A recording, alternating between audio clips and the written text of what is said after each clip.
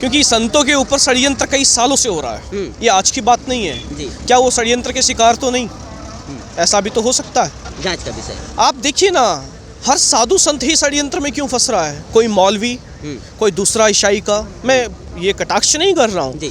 क्या सारे दुष्कर्म हमारे साधु संतों के अंदर हो रहे हैं? वो इतने कैसे वंचित हैं? क्या उनके अंदर काम वासनाएं नहीं है? क्या कुछ ऐसा नहीं है?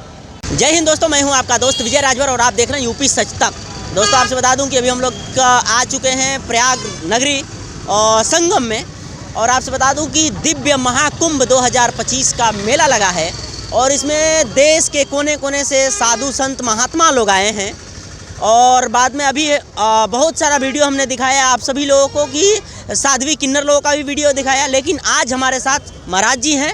महाराज जी का परिचय लेते हुए भी पूरी जानकारी इनसे लेंगे कि प्रयागराज नगरी में कैसा लग रहा है आकर के। तो सर, सबसे पहले स्वागत है यूपी सच तक में। धन्यवाद जी। महाराज जी, अपना परिचय आप खुद बता दीजिए। आचार्य नरेश, हितम वैदिक अनुसंधान पीठम, ऋषिकेश, उत्तराखंड से हूँ मैं जी।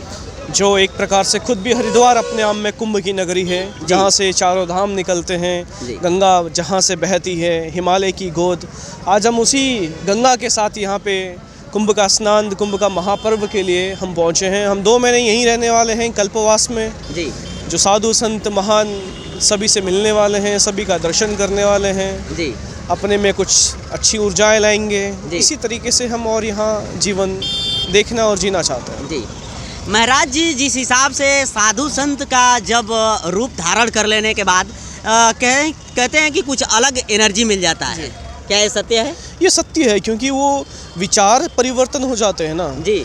जो चीज़ें पहले थी वो वैसा नहीं दिखता। फिर उसके बाद से हमारी विचार की भावनाएं चेंज हो जाती है, हमारे शरीर का, मन का, बुद्धि का आवरण चेंज हो जाता है, अपने आप चेंज हो जाता है। जी। तो महाराज जी, आपका शादी हुआ है? अभी नहीं जी। नहीं हुआ। तो कब तक करने का विचार है महाराज जी?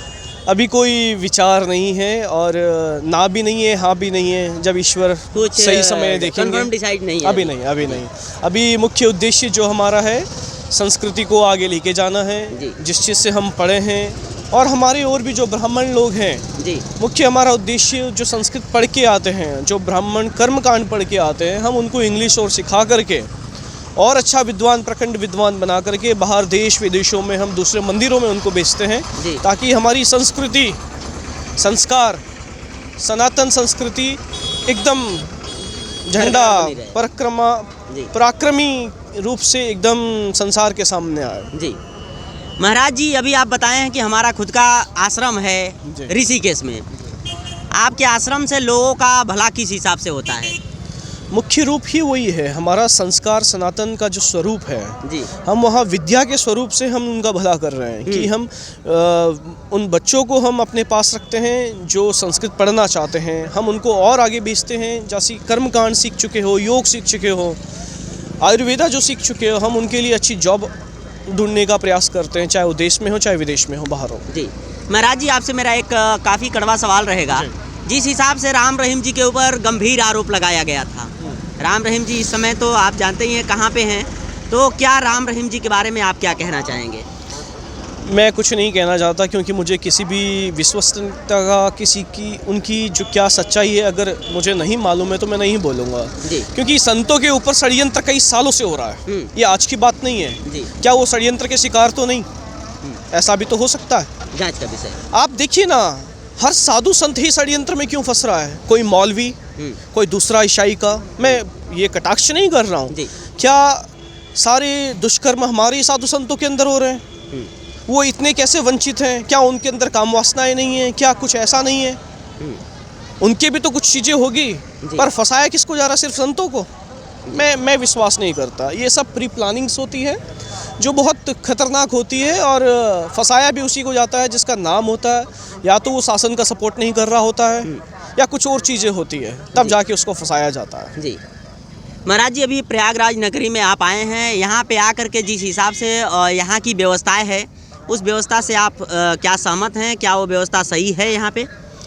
योगी जी के द्वारा बहुत अच्छी व्यवस्था की गई है, बहुत प्रयास अच्छा किया गया है, पर कुछ प्रयास ये है कि बुजुर्ग लोगों को ज़्यादा लंबा चलना वो हमें दुखदाई होता है जी। क्योंकि जब हम देख रहे थे कि स्नान के समय में एक बुजुर्ग लोग कई किलोमीटर से चल रहे हैं, जानता हूँ कि ये एक नियम के हिसाब से, व्यवस्था करने के लिए हिसाब से सही हो सकता है, पर थोड़ा अगर कुछ सुविधा हो सके तो करना चाहिए उनके लिए। जी महाराज जी, यहाँ पे बहुत जगह ऐसा देखने को मिला है कि जो निःशुल्क व्यवस्था जो बनाई गई है, रैन बसेरा है, कुछ उसमें भी कमियां दिख रही हैं। बहुत से लोग ऐसा देखा गया कि कंबल बिछा करके और रेत में ही सोए थे पूरी रात। मुझे इस विषय में अभी जानकारी नहीं है, पर अगर ऐसा हुआ है तो उसे सुधारना चाहिए, देखना चाहिए। सरकार को उस चीज़ के ऊपर कठोर कदम लेना चाहिए, क्योंकि जन कल्याण के लिए हर व्यक्ति का पैसा लगा है, उस पैसे का सही सदुपयोग नहीं हो पा रहा है, तो और हमारी जनता को उसका सहयोग नहीं मिल पा रहा है, तो ये कहीं ना कहीं हमारी व्यवस्था में कमी है, उसे सुधार लाना चाहिए। महाराज जी, सनातन धर्म को लेकर के क्या कहेंगे? सनातन धर्म अविरल है जी, अखंड है, अक्षम्य है, हिमालय की जैसे उच्च शिखरों की तरह हमेशा प्रवाहमान रहेगा, और हमारी संस्कृति सनातन हर देश विदेश में फैलती रहेगी। बस हमें सबको एकजुट होकर के उस चीज़ को संभालना है, और वो हम सब संभालेंगे। आज की नई पीढ़ी, नई युवा, हर कोई संभालने के लिए तत्पर खड़ा हुआ है, हर तरीके से लगा हुआ है। बस एक सिद्धांत अगर सभी संत लोग मान ले, हर अखाड़ा, हर समुदाय अगर एक होकर के एक सनातन धर्म के लिए लड़े, खड़े रहे, तो सनातन धर्म को कोई उंगली नहीं पहुंचा सकता, कोई हाथ नहीं लगा सकता है। पर वही है, हर कोई अपने मठों में है, कोई अखाड़ों में, हर व्यक्ति को अपना अपना अलग अलग देखना है। एक ही अनुरोध है, इस कुंभ का आदि गुरु शंकराचार्य जी ने जब स्थापना करी थी कि इसको, क्योंकि कुंभ तो अमृत तो कई वर्षों पहले गिरा, पर ये जो हम एकजुट हो रहे हैं कई वर्षों से हो रहे हैं, पर इसका मुख्य उद्देश्य क्या होता था कि सिर्फ यही उद्देश्य होता था कि स्नान करें और चले जाएं? नहीं, संत समागम हो, बड़ी बड़ी चर्चाएं हों, अगले आने वाले सालों को किस तरीके से अपने देश को, संस्कृति को आगे लेके जाना, ये मुख्य विषय होना चाहिए था। क्या ये हो रहा है आज? नहीं हो रहा, आप जानते हैं, है ना। तो हर संतों को जो मुख्य विषय है, मुख्य धारा है, उसको जोड़ना चाहिए, अपने संत समागम का उसको एक साथ लेके आना चाहिए। आने वाले सालों का क्या हमारा महत्वपूर्ण संस्कृत में, धर्म में क्या हम नए नए निर्णय कर सकते हैं जिससे हमारी सभ्यता, संस्कृति अच्छी रहे, उसमें सुधार लाएं, किस तरीके से हम करें, ये निर्णय होने चाहिए संत समागम में समय जी, ये ज़्यादा ज़रूरी है जी। महाराज जी, जिस हिसाब से बड़े बड़े संत महात्माओं ने देश को हिंदू राष्ट्र बनाने की फुल कोशिश कर रहे हैं, हमारी वर्तमान सरकार भी कोशिश कर रही है, क्या हिंदू राष्ट्र देश को बनना चाहिए?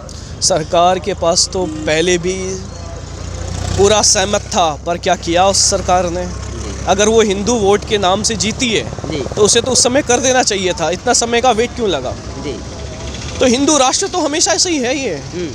ये अगर हिंदू है तो हिंदू राष्ट्र में बोलने की क्या बात है। हाँ, हम चाहते हैं कुछ कानून आए, कुछ व्यवस्था आए हिंदू राष्ट्र के प्रति, वो बिल्कुल आना चाहिए, और हर व्यक्ति, हर संत मिलके इसके लिए प्रयास कर रहा है। पर मैं चाहता हूँ ये हमारी सभ्यता, संस्कृति सबको जोड़ के रख के लेके चलने वाली है, किसी को भी कष्ट ना हो, और हमारी संस्कृति का, मूल धरोहर का हमें ही सम्मान करना है, और ऐसा हर सभ्यता और संस्कृति वाले को समझना चाहिए, और यदि कोई हमारी संस्कृति, सभ्यता का नुकसान पहुंचाए उसको उसी हिसाब में जवाब देना चाहिए जी।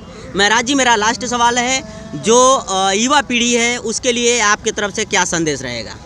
युवा पीढ़ी को सबसे पहले तो अब अपने आप को कर्मठ बनना चाहिए, क्योंकि जिस प्रकार से वो अपने कर्म को छोड़ करके कर्म विहीन हो रहे हैं, दिशा विहीन हो रहे हैं, वो ज़रूरी है, बहुत ज़रूरी कि अपने लक्ष्य के प्रति, कर्म के प्रति, अपने देश के प्रति, अपने परिवार के प्रति ईमानदारी की होकर के अपने देश को आगे लेके जाना है, परिवार को आगे लेके जाना है। पर फिर भी मैंने देखा है कि कई युवा बहुत अच्छा करने का प्रयास कर रहे हैं पिछले कई वर्षों से, और मुझे ये निश्चित तौर पे मैं ये कह सकता हूँ, आने वाला युवा एक दृढ़ और सशक्त अपने राष्ट्र को बनाएगा जी। महाराज जी, चैनल में आपने इतना समय दिया उसके लिए बहुत बहुत धन्यवाद। धन्यवाद। चलिए, आपसे बता दूं कि अभी हम लोग इस समय हैं प्रयागराज नगरी में, और हमारे साथ रहे महाराज जी जो ऋषिकेश से आए हैं, और इनकी महाराज जी की खुद की कुटिया है, और महाराज जी ने बहुत बेबाकी से अपनी बातों को रखे हैं। और बाकी महाराज जी कह रहे हैं कि आज के युवा पीढ़ी को अपने देश के प्रति काफ़ी लगाव होना चाहिए, और जिस हिसाब से युवा पीढ़ी, बहुत सारी युवा पीढ़ी है जो अच्छा काम, अच्छा कर्म करना चाहती है। बाकी महाराज जी की बातों से आप कितना सहमत हैं? वीडियो अच्छा लगा हो चैनल को सब्सक्राइब करें, लाइक करें, शेयर करें। मिलते हैं किसी और वीडियो के साथ, तब तक के लिए जय हिंद।